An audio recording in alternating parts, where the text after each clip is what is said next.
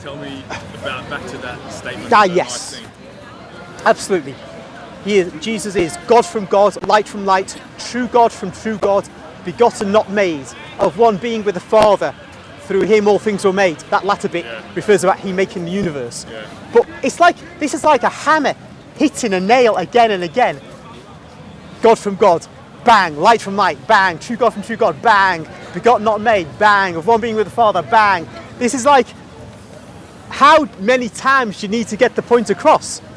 And he is basically, the council is wanting to make it clear beyond peradventure that Christ is not different from God in his essence, but he is the very God himself. And what we say is that we have the Father begets the Son in an eternal generation. So there's never a time when there's the Father alone and the Son was not, as the Arian heretics said, the followers of the Catholic priest Arius. Most of our bad heresies come from Catholic priests, like Luther and Arius and Calvin and Zwingli. But here, back in the centuries before they were even known of, we can speak of Christ being begotten by an eternal generation from the Father. And then we speak of the Spirit issuing from the Father and the Son by spiration. He's breathed from them. The Spirit comes to us from the Father through the Son, or from the Father and the Son.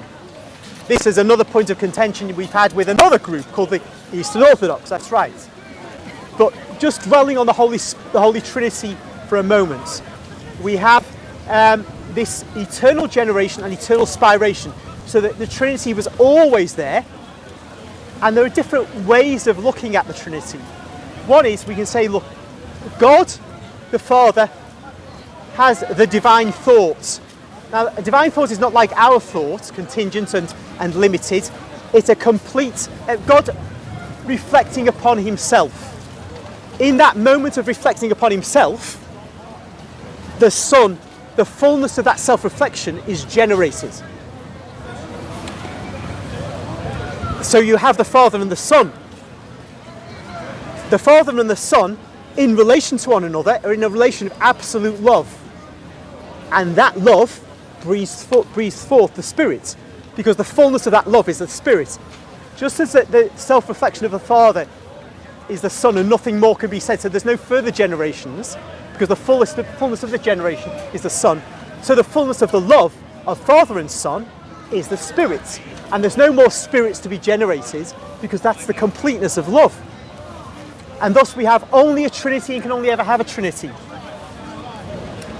If that kind of analysis weren't enough, we have the Holy Scriptures, which tell us that there's a Spirit who teaches, and a New Testament that tells us there's a Spirit who teaches. A conscious entity, if you like, distinct from the Father and the Son. So those who would say, like Jehovah's Witnesses, that their spirit is like an energy, a force. They're Power in a battery. yes, that's right, a power in a battery. These people are not engaging with the text of Scripture.